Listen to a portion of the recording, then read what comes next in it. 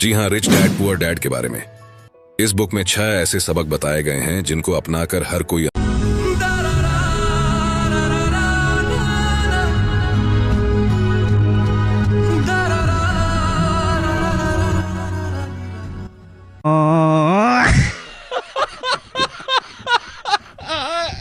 भगवान।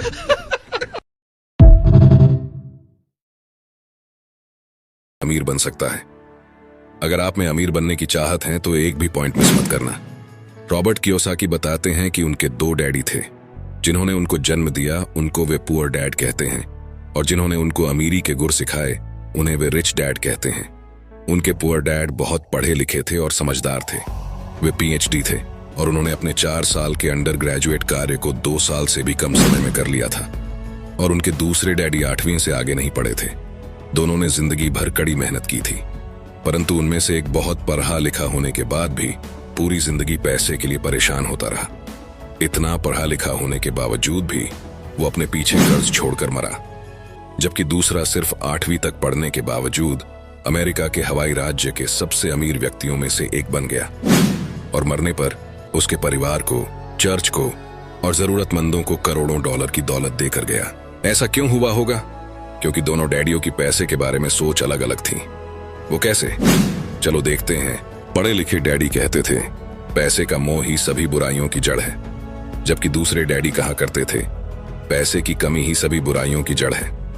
एक डैडी को यह कहने की आदत थी, मैं इसे नहीं खरीद सकता।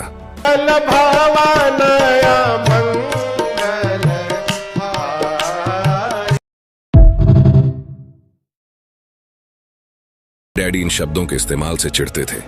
वे जोर देकर कहा करते थे कि मुझे इसके बजाय यह कहना चाहिए, मैं इसे कैसे खरीद सकता हूं।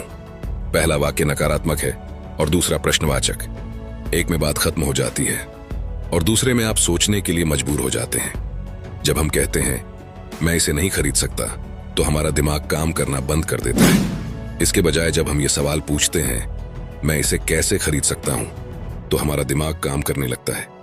मेरे दोनों डैडियों की विचारधारा में जमीन आसमान का अंतर था। एक डैडी सिखाते थे मेहनत से पढ़ो ताकि तुम्हें किसी अच्छी कंपनी में नौकरी मिल जाए, जबकि दूसरे डैडी की सीख ये थी मेहनत से पढ़ो ताकि तुम्हें किसी अच्छी कंपनी को खरीदने का मौका मिल जाए।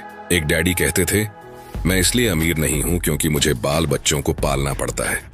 दूसरे डैडी कहते थे मुझे इसलिए अमीर बनना है क्योंकि मुझे बाल बच्चों को पालना है। एक डैडी डिनर की टेबल पर पैसे और बिजनेस के बारे में बात करने के लिए हमेशा प्रोत्साहित करते थे। दूसरे डैडी भोजन करते समय पैसे की बातें करने के लिए मना करते थे। एक का कहना था जहां पैसे का सवाल हो सुरक्षित कदम उठाओ, खतरा मत उठाओ। दूसरे का कहना था खतरों का सामना करना सीखो।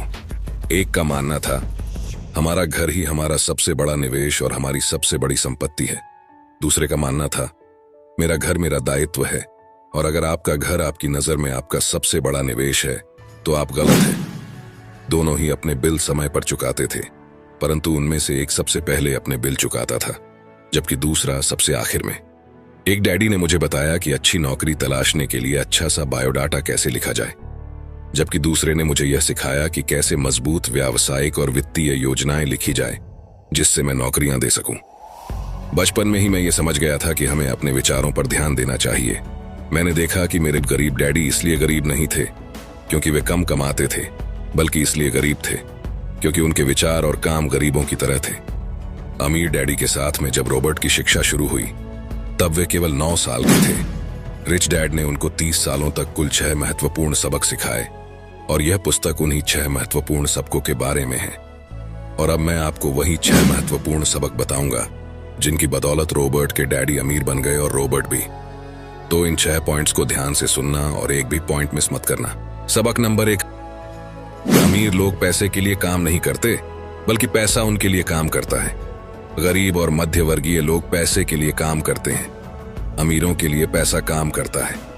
जी हां, आपने बिल्कुल सही सुना।